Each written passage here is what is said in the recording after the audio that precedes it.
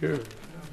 My Lords, I too would like to thank the noble Baroness alone for tabling this amendment to the motion to move into committee, because it does provide us with the opportunity to once again ask the government to consider very, very carefully how it wishes to proceed, given the level of opposition that there is to this bill, which has been again laid bare in the contributions that we have heard from those from Northern Ireland already this afternoon.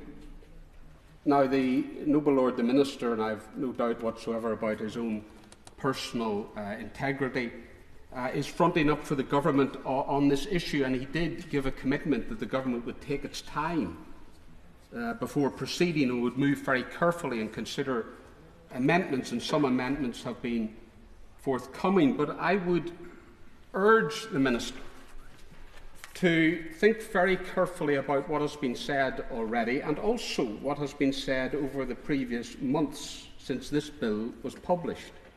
We have been told repeatedly throughout the period of what's euphemistically called the Troubles that the victims should be at the centre of any process which is about legacy, truth recovery, justice and so on.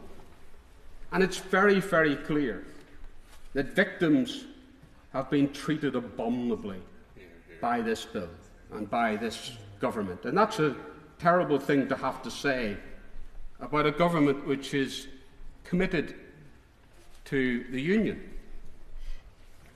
Although its actions in recent times, both on the protocol and on this, would cause many Unionists to doubt what exactly is now going on with the Conservative and Unionist Party. It certainly isn't the case for all members of that party and certainly all parliamentarians, but at the centre there is something deeply and fundamentally wrong with how Northern Ireland is now being treated as part of this United Kingdom. And this is one of the most egregious examples where victims and their views are being set aside, where there's universal opposition, and yet this government is intent on proceeding. And I would appeal, listen to the victims.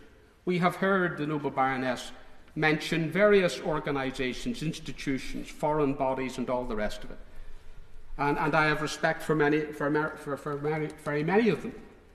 Although I do make the point that some of these people now speaking out against this bill supported, against the views of victims in Northern Ireland, the proposals to reduce the length of any sentence upon conviction of the most heinous terrorist crimes, some of which we have heard about just now, to 2 years, and that those who had already served 2 years walk free.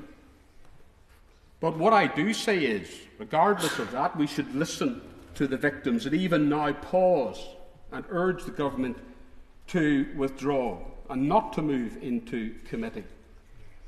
And victims have listened very carefully to the voices that have been raised in opposition to this bill, and amongst those voices that have been raised are the voices of the victim makers. We have the appalling situation where the representatives of terrorist organisations who glorify and eulogise murder and the murderers, I'm talking about Sinn Féin, have the audacity to come out and use this piece of legislation to bash the government. Their support for victims is a mock support. It's a pretence. Their agenda is completely different. It's about pocketing the concession for their members and those who carried out violence, but to turn it and bash the government. So the government can't win in this. The government is in an invidious position. It is doing something where there's no support across the board. And therefore, I would urge the government to withdraw the bill. It needs to counter the twisted narrative that is out there about the Troubles. It needs to be more proactive in terms of the balance of the past. There is a view in Northern Ireland, widely shared, that there is an imbalanced process where the story of the terrorists and their organisations is continually played out in the media. And we've had some examples of that even this week. But where's the balance of the countless thousands of families and their extended families, and the communities and neighbours who were terrified day and daily by the threat of terrorists living amongst them, spying on them, betraying them at their work. I would urge noble lords to look at an app or on Twitter. I don't advocate looking at Twitter too much, but there is one that talks about on this day. On this day. Talks about on this day the atrocity carried out by the IRA. Almost every day.